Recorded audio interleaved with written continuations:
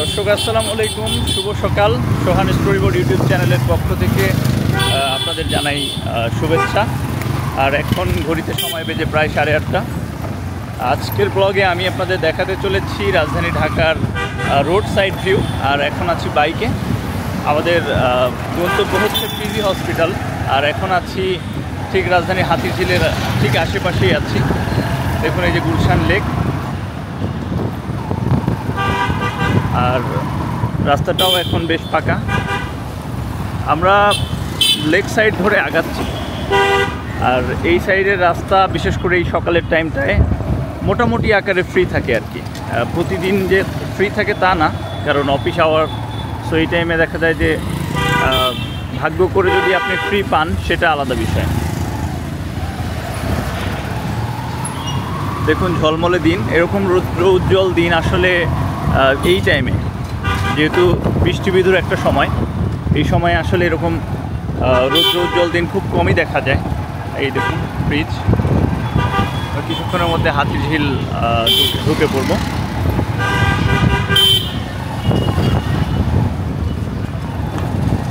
দর্শক এই যে হাতিরঝিলের সাইনবোর্ড, আমরা হাতিরঝিলের মধ্যেই প্রবেশ করে গেলাম।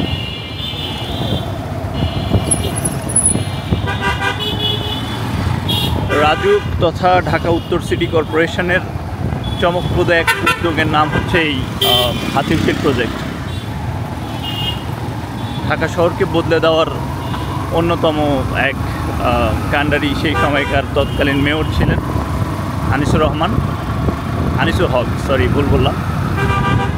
তার হাত ধরেই আসলে এত সুন্দর একটি কাজ হয়েছে সেনাবাহিনীর তত্ত্বাবধানে।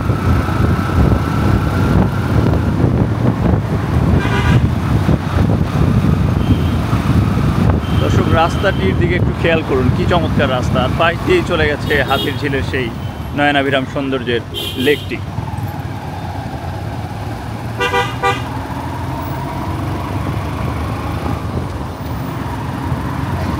এর আগে আমি আমার একটি ব্লগে হাতিরঝিলের দৃশ্য দেখিয়েছি। আজকে আমার ব্লগিংয়ের মূল উদ্দেশ্য হচ্ছে রোড সাইড ভিউ।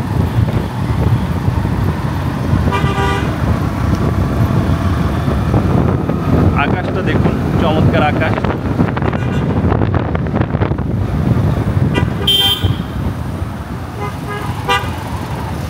তবে দর্শক এই সময়ের একটা সমস্যা, এখন আকাশ খুব সুন্দর দেখাতে পারে, বাট বিকেলের দিকেই প্রচণ্ড বেগে নেমে আসতে পারে বৃষ্টি। তো আপনারা যারা ট্যুর প্ল্যান করছেন বা কোথাও যাওয়ার চিন্তা করছেন, অবশ্যই ওয়েদার আপডেটটা খেয়াল রাখবেন। কারণ যেখানে আপনি বের হচ্ছেন সেই জায়গাটিতে গিয়ে যদি ঘুরতে না পারেন বা আপনার কর্মকাণ্ড সম্পাদন যদি না করতে পারেন, তাহলে কিন্তু দেখা যায় সবটুকুই ভঙ্গুর হয়ে যাবে। এই দেখুন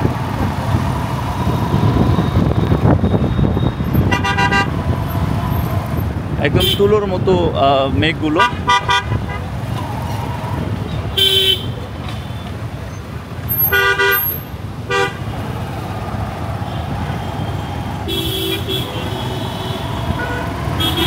লেকের পাশে রাস্তা ধরে আমরা এগিয়ে যাচ্ছি আর তুলে ধরছি আপনাদের সামনে এই সৌন্দর্যটুকু। আশা করছি আপনারা আপনাদের যথার্থ মূল্যায়ন জানাতে ভুলবেন না।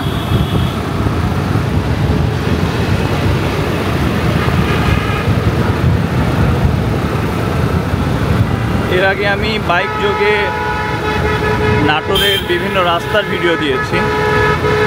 আজকে একটু ব্যতিক্রমী প্রয়াস নিয়ে হাজির হলাম। আজকে আমার বাইক যোগে ঢাকার বিভিন্ন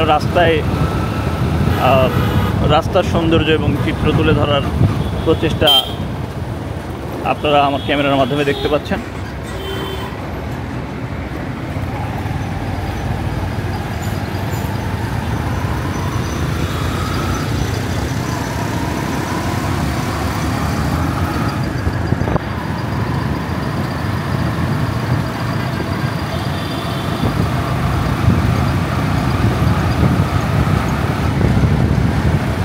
মৃদু হাওয়া গায়ে লাগছে, এই এক প্রচণ্ড সুন্দর অনুভূতি, যেটা আসলে ভাষায় প্রকাশ করে বোঝানোটা খুবই কঠিন। আর রাস্তাটার দিকে একটু খেয়াল করুন।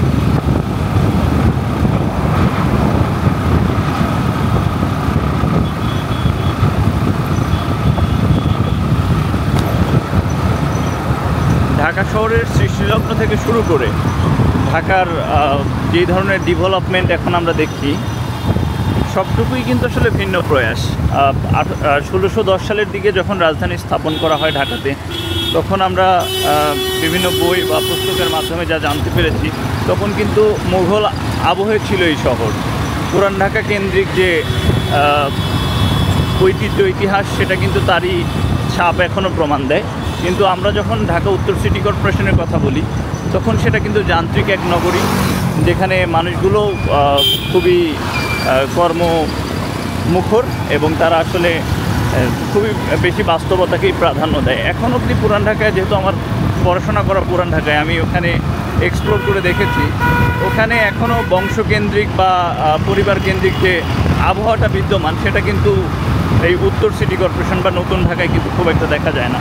নতুন ঢাকায় আসলে সারা পৃথিবীর ন্যায় এখানকার বাস্তবতা বা রিয়ালিটিজম যে বিষয়গুলো রয়েছে, সেটার প্রাধান্যই কিন্তু এখানে বেশি।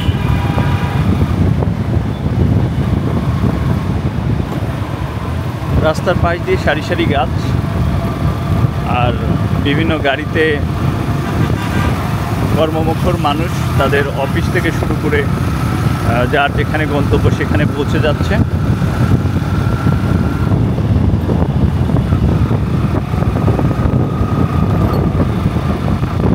এই যে ব্রিজ থেকে হাতিঝিলের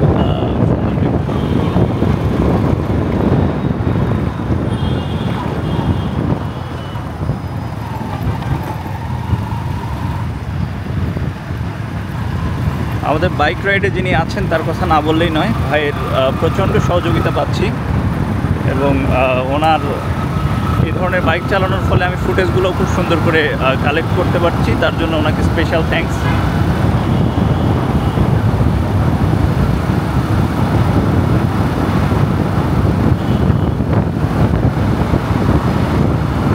ইতিহাস ঐতিহ্যে ভরপুর এই নগরী দিনে দিনে আরও বেশি বড় হচ্ছে, আরও জনসংখ্যার শহর হচ্ছে। তবে আমাদের সবসময় এই আহ্বান, ঐতিহ্য ইতিহাস সমৃদ্ধ এই নগরী, যাতে করে এখন 21 শতাব্দী চলছে, এরপরে আরও সময় গড়াবে, দেখা যাচ্ছে যে এই শহরটা যেন হুমকির মুখে না পড়ে, এক সময় শহরটা যেন বিলীন না হয়ে যায়, সেটার জন্য এখনই আমাদের কার্যকরী পদক্ষেপগুলো গ্রহণ করা দরকার। বিশেষ করে নদী নালা খাল বা লেক যেগুলো আছে, সেগুলো আসলে আস্তে আস্তে খুব বেশি পলিউটেড হয়ে যাচ্ছে। এটার কারণ হচ্ছে over population, densely population. So আমাদেরও চাওয়া থাকবে যে ইতিহাস ঐতিহ্যের ভাষা এই নগরী যাতে টিকে থাকে পৃথিবীর শেষ দিন অবধি।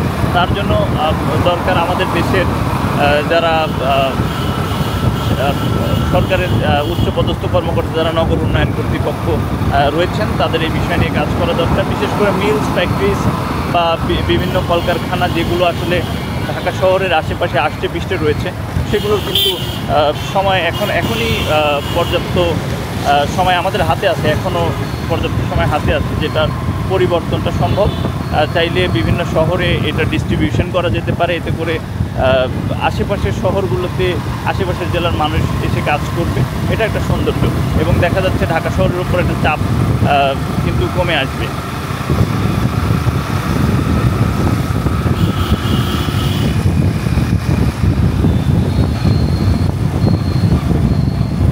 আমরা এখন হাতিঝিল এই এরিয়া থেকে মগবাজারের দিকে ঢুকতেছি। এই দেখুন, আবার কিছুটা যানজট এখন থেকে শুরু হবে। তো দর্শক, আমাদের আজকের ব্লগটি আপনাদের কেমন লাগলো, বিশেষ করে এই বাইক যোগে রোড ট্রিপটি আপনাদের কেমন লাগলো? ঢাকা শহরের ব্যস্ত বিভিন্ন রাস্তা আপনাদের সাথে শেয়ার করলাম। আমাদের কিন্তু কমেন্টসে জানাতে ভুলবেন না। আশা করছি আপনাদের সাথে কথা হবে আবারও নতুন কোনো ভিডিওতে। সে পর্যন্ত সবাই ভালো থাকুন, সুস্থ থাকুন, সবার পরিবারকে সময় দিন, সেই কামনায় আজকের মতো বিদায় নিচ্ছি আমি সোহান। দেখা হবে নতুন কোনো ভিডিও।